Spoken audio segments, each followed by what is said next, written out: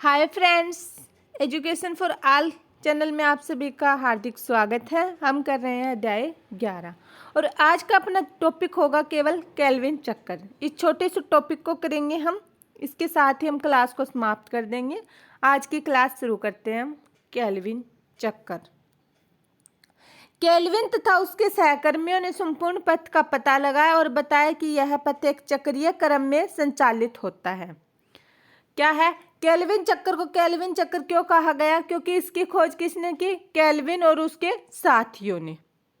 किसने की इसकी खोज केल्विन चक्कर की? केल्विन और उसके साथियों ने। आगे देखते हैं, जिसमें RuBP पुनः उत्पादित होता है। अब RuBP की फुल फॉर्म क्या है? 1,5 राइबोलोज 1,5 बाइफॉस्फेट। क्या है RuBP की फुल फॉर्म? ये आज केल्विन चक्कर आपको याद हो जाना चाहिए, तो मेरे साथ जोर जोर से रिपीट कीजिएगा। आप ये ना देखें कि आपके आसपास कौन बैठा है, मैं इतने जोर से क्यों बोल रहा हूँ। प्लीज़ रिपीट कीजिएगा। RuBP की फुल फॉर्म क्या है? राइबोलोज 1,5 बाइफॉस्फेट। एक बार फिर से रिपीट कीजिएगा, राइबोलोज 1,5 बाइफॉस्फेट। क्या बताया? केल्विन चक्कर की सबसे पहले खोज किसने की? केल्विन और उसके साथियों ने। और उन्होंने बताया कि यह एक चक्रीय क्रम है जिसमें RuBP पुनः उत्पादित होता रहता है। समझ में आया? आगे देखते हैं। आइए अब यह देखें कि केल्विन पथ कैसे संचालित होता है, मतलब कैसे होता है ये, और शर्करा कहाँ पर संश्लेषित होती है। केल्विन पथ कैसे संचालित होता है और शर्करा कहाँ पर संश्लेषित होती है। आइए शुरू में ही हम स्पष्ट रूप से समझ लें कि केल्विन चक्कर उन सभी पौधों में होता है जो प्रकाश संश्लेषण करते हैं। केल्विन चक्र कहाँ पर संचालित होगा? यह उन सभी पौधों में होगा जो प्रकाश संश्लेषण करते हैं। क्या कहा गया है कि केल्विन चक्कर कहाँ पर संचालित होगा? यह उन सभी हरे पौधों में होगा जो प्रकाश संश्लेषण करते हैं। इसमें कोई फर्क नहीं पड़ता कि उनमें चाहे पथ C3 अथवा C4 हो। अब C3 और C4 हमने पिछली क्लास में देखा था। C3 पथ में पहला प्रोडक्ट क्या बनता है, पहला उत्पाद क्या बनता है, और C4 में पहला उत्पाद क्या बनेगा? C3 कौन से होगा जिसमें पहला उत्पाद PGA बनेगा, और C4 में पहला उत्पाद कौन सा बनेगा? OA। ये बात आपको मैंने पिछले लेक्चर में याद करवाई, फिर यहाँ पे फिर से याद कर लीजिएगा। आज की क्लास में आपको केल्विन चक्कर अच्छे से याद होना चाहिए। क्या है कि केल्विन चक्कर की खोज सबसे पहले केल्विन और उनके साथियों ने की। उन्होंने यह बताया कि यह एक चक्रीय क्रम है जिसमें बार बार RuBP बनता है। RuBP की फुल फॉर्म क्या है? राइबोलोज 1,5 बाइफॉस्फेट। और यह क्या होता है? यह उन सभी हरे पौधों में होता है जिनमें प्रकाश संश्लेषण होता है, चाहे वो पौधे C3 वाले हो या C4 पथ वाले हो, कोई फर्क नहीं पड़ेगा। आगे देखते हैं केल्विन चक्कर। ये क्या है? केल्विन चक्कर दिखाया गया है, देखिएगा। पहला, इसमें क्या बताया गया है? केल्विन चक्कर 3 भागों में बांटा गया है। कौन कौन से भाग है? पहला इसका कार्बोक्सिलेशन, दूसरा अवकाश जिसे हम अवकरण या रिडॉक्स रिएक्शन बोलते हैं, तीसरा पुनरुदन मतलब फिर से क्रिया प्रारंभ हो जाती है।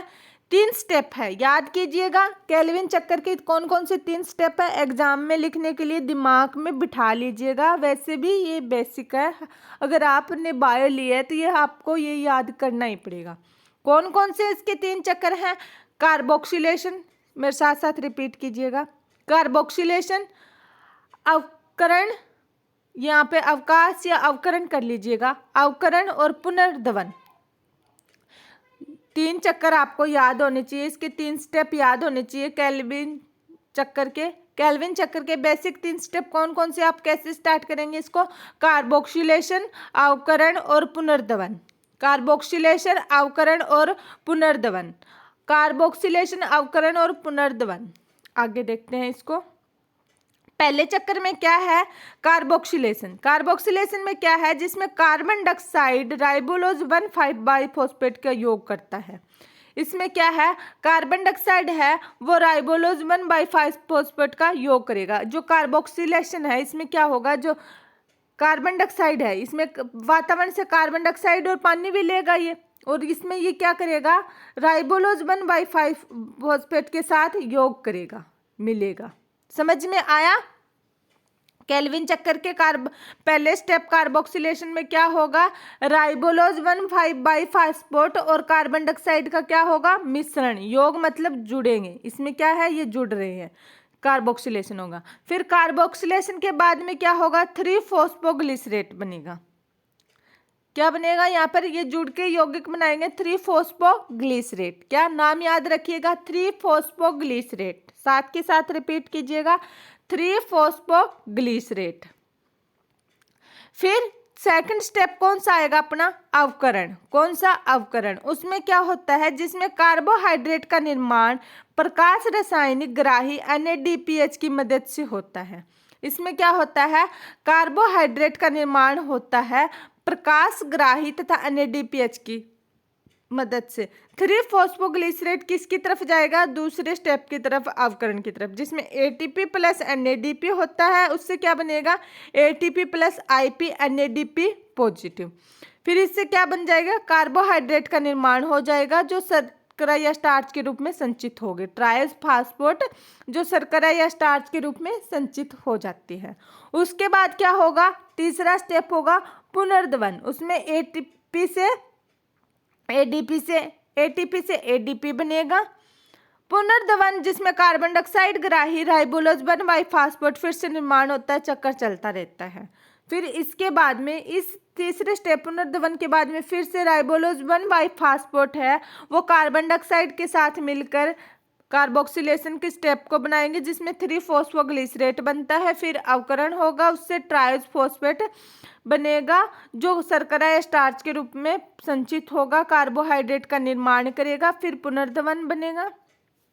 मेरे ख्याल से आपको केल्विन चक्कर समझ में आ गया होगा। क्या है, इसमें 3 स्टेप होंगे। कौन कौन से, मेरे साथ रिपीट कीजिएगा, कार्बोक्सिलेशन, बोलिए कार्बोक्सिलेशन, अवकरण, बोलिएगा अवकरण, तीसरा पुनर्दवन।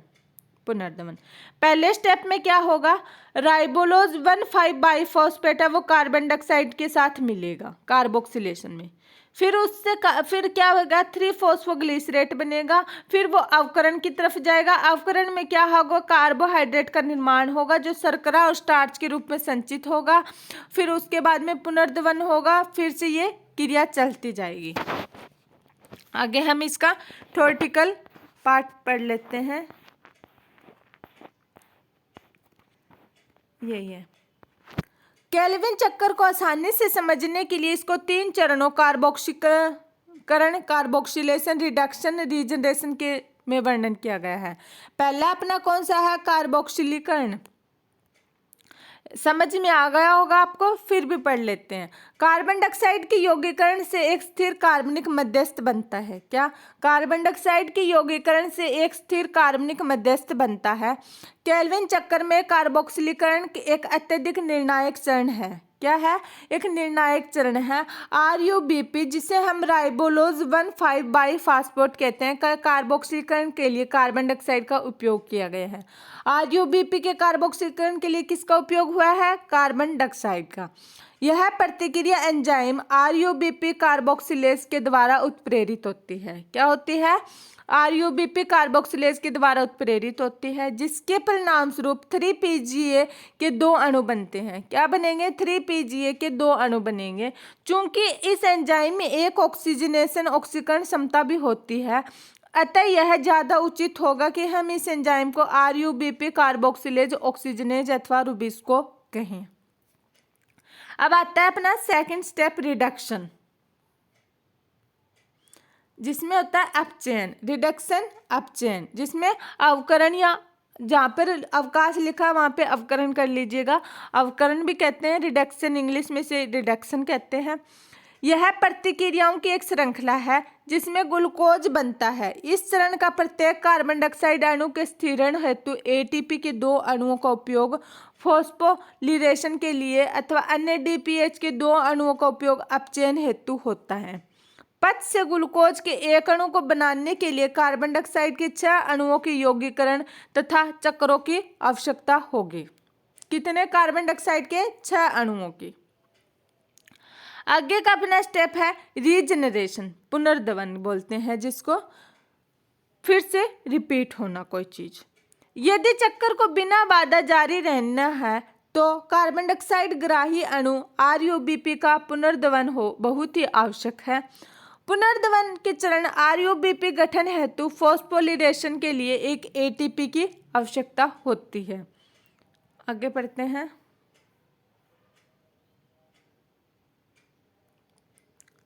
इसलिए केल्विन चक्र में कार्बन डाइऑक्साइड के प्रत्येक अणु को प्रवेश के लिए ATP की 3 अणु तथा NADP के 2 अणुओं की आवश्यकता होगी। ये इंपॉर्टेंट लाइन है, आप इसको ध्यान से देखिएगा। केल्विन चक्र में कार्बन डाइऑक्साइड के प्रत्येक अणु को प्रवेश के लिए ATP के 3 अणु तथा NADPH के 2 अणुओं की आवश्यकता होगी। क्या है? केल्विन चक्र में कार्बन डाइऑक्साइड के प्रत्येक अणु को प्रवेश के लिए ATP के 3 अणु, कितने? 3 अणु तथा NADPH के कितने अणु होंगे? 2 अणुओं की आवश्यकता होगी। अप्रकाश क्रिया में उपयोग होने वाले ATP और NADPH की संख्याओं में यह अंतर ही चक्रीय फॉस्फोरिलेशन को संपन्न कराने का कारण है। आगे, ग्लूकोज के एक अणु की रचना के लिए इस चक्र को 6 चक्रों की आवश्यकता होती है। क्या? ग्लूकोज के एक अणु बनाने के लिए कितने चक्कर कंप्लीट करने पड़ेंगे? इसको 6 चक्कर। कितने? 6। ये इंपॉर्टेंट लाइन है NCERT की, बहुत ही ज़्यादा ध्यान से पढ़िएगा इनको। ग्लूकोज के एक अणु की रचना के लिए इस चक्कर के 6 चक्रों की आवश्यकता होती है। यह पता करें कि केल्विन पथ के माध्यम से ग्लूकोज के एक अणु की रचना के लिए कितने ATP तथा NADPH अणुओं की आवश्यकता होती है। आपको यह बात शायद समझने में मदद करेगी कि केल्विन चक्र में क्या अंदर जाता है और क्या बाहर निकलता है। ये टेबल दी गई है, इसको देखते हैं। अंदर और बाहर 6 कार्बन डाइऑक्साइड अंदर की तरफ होंगे तो 1 ग्लूकोज बाहर होगा। 18 ATP, 18 ADP, 12 NADPH, 12 NADP। इसके साथ ही अपना केल्विन चक्र पूरा होता है। मेरे ख्याल से आपको याद हो गया होगा। अगर नहीं हुआ है तो आप इस क्लास को 1 बार, 2 बार, 3 बार, जितनी बार सुनना चाहो सुन सकते हो। आपको केल्विन चक्र याद हो जाएगा। जानने से पहले चैनल को सब्सक्राइब, वीडियो को लाइक जरूर करना, अपने दोस्तों के साथ शेयर जरूर करना। आपके बिना सपोर्ट के चैनल ग्रो नहीं कर सकता।